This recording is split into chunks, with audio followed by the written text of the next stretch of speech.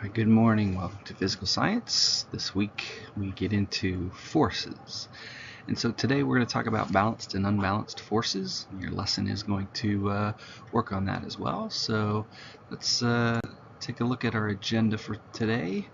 We're basically going to take a look at some vocabulary words, and they're going to help you piece together all the information that's going to be presented in the video that you watch today, or if you've already watched it, these vocab word definitions and explanations may help you to make sense of some of the things that you saw in the video. So whether you've watched the video already or haven't, it doesn't really matter. This should help either way.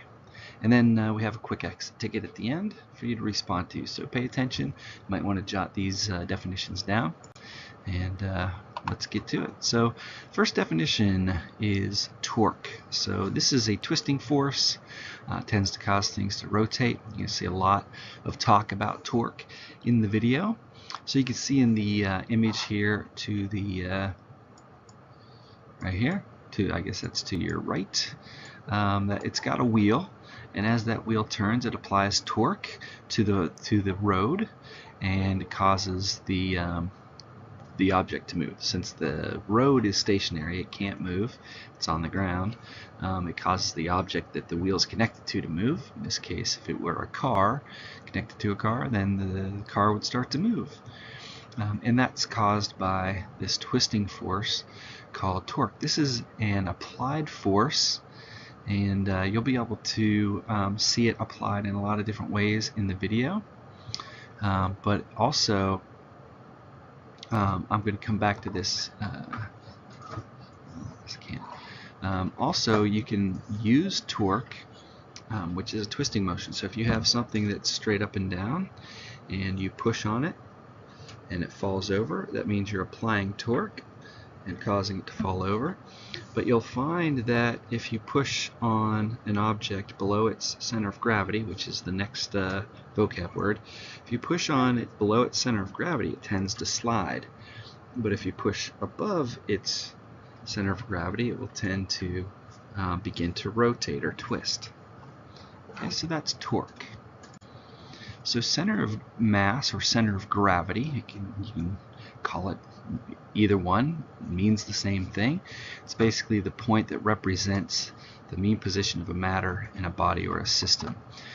What that means is it's the balancing point. So you can see these rocks that are piled up here, and if you were to draw a straight line, and I don't think I have an option to draw a perfectly straight line, but so I'm trying to draw it down through here. So the center of gravity for these objects is going to be right through there, and that allows them to be in balance. Okay, so that's their center of gravity, and we have a center of gravity as well, and our center of gravity, the center of gravity tends to be in the middle. So our center of gravity tends to be right around our stomach area. So for guys it's a little higher, the center of gravity, and for girls it's a little lower, and you'll see a demonstration in the video if you haven't watched it yet, or if you have watched it, it's the chair demonstration where while bent over and lifting up a chair, men, because their center of gravity is higher, have a much more difficult time standing up from that position, whereas women with a lower center of gravity can tend to complete that activity much more easily than the guys. So advantage women. Alright, so forces are basically anything that applies a push or a pull upon an object. So it requires an interaction between objects, and we have a couple illustrations here. We have two persons pushing against the same box, and if they're pushing with the same force, then there will be no motion.